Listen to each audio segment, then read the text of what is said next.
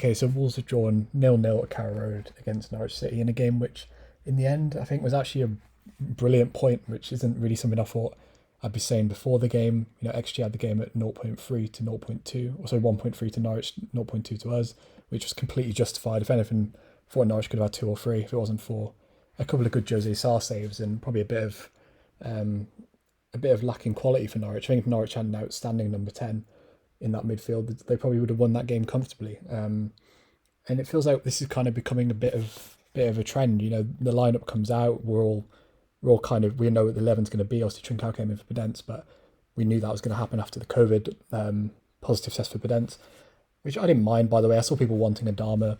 Adama came on and didn't do anything.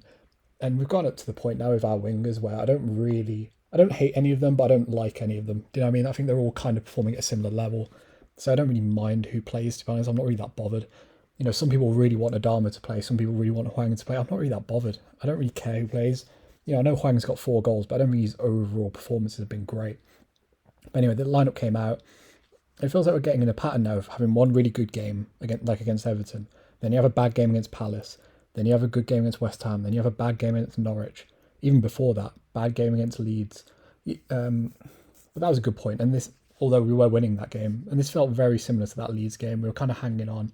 And I think sometimes we kind of struggle in these games that are less controlled and a bit more scrappy. That game, that referee he was just letting everything go, which I don't mind, by the way. But when you're away at Carrow Road, a very small, kind of tight stadium, I think the pressure kind of got on us a bit, and I think everyone would kind of be happy with a point.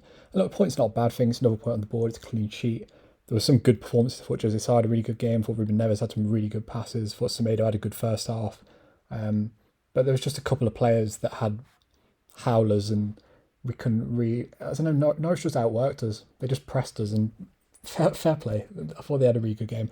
I thought Ait Nuri probably had his worst game in a Wolves shirt, bar maybe Leicester away last season when he gave away a penalty. It was very Marcel-esque. I really like Rain Ait Nuri. This isn't me slagging him off, by the way. I just thought he had a really bad game. I'd still play him against Burnley. It's just every time he got the ball, passed it back to Sace. When he did get in a good area, he whipped it in. There was no one there, or it wasn't an accurate cross. And it kind of just, the game was just pass it to Aitnuri, pass it to Sace. Sace gets pressured onto his left foot because he can't use his right. Boots up to Jimenez, and then Jimenez couldn't control it. He had a bit of an off game. And it would just come back to us. And if Norwich were a bigger side, or a side of more attacking quality, we would have lost that game. I don't think any of the 3 defenders did anything wrong. I don't think Semedo and Aitnuri defended badly necessarily.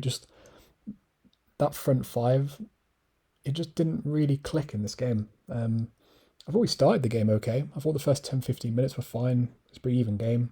I thought Semedo and Aitnuri were really high, and we were pushing Norwich back, and I didn't really have any concerns about the performance. And then I think everyone kind of expects that with Norwich's new manager bounce.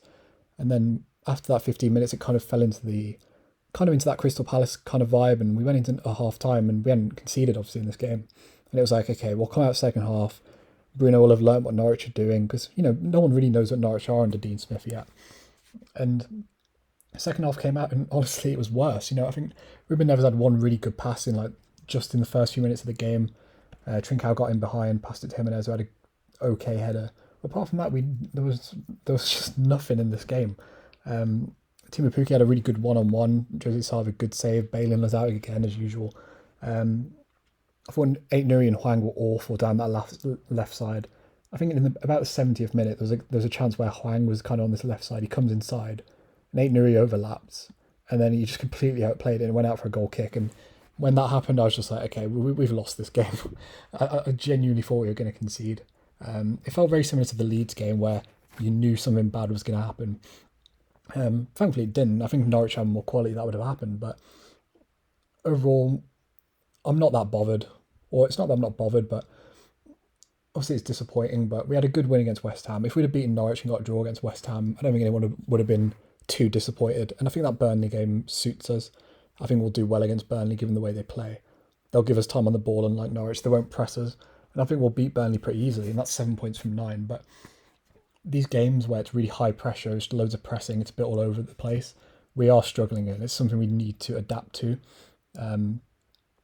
Otherwise, we will keep dropping points against these sides that are a bit a bit lower down, because this can't be a pattern that can continue. But to be fair to Bruno Lage, it's a squad depth issue. You know, I saw people on Twitter kind of slagging off his substitutions, and as much as I get why, we don't really have anyone else to bring on. And the players he is bringing on, it's not like they're doing anything anyway. It's not like Adama came on and did anything amazing. He just kept giving the ball away. And Dendonka's limited, and there's no one else you can bring on, apart from maybe Fabio Silva and go to a front two. But apart from that, I can't really think of anything else I'd want Bruno to try. So overall, obviously 0-0, it's a bad result before the game, but after the game, it's a point you have to take, and we just have to move on. And if we beat Burnley, you can look back on this and go, you know what, it was a good point. If we lose to Burnley, then go to that Liverpool game and lose again, then it's a bit of a concern going into January and going into some of the harder fixtures, and maybe we'll start to drop down the table. But yeah, a game to forget. If you enjoyed the video, like the video, subscribe to the channel, and yeah, peace.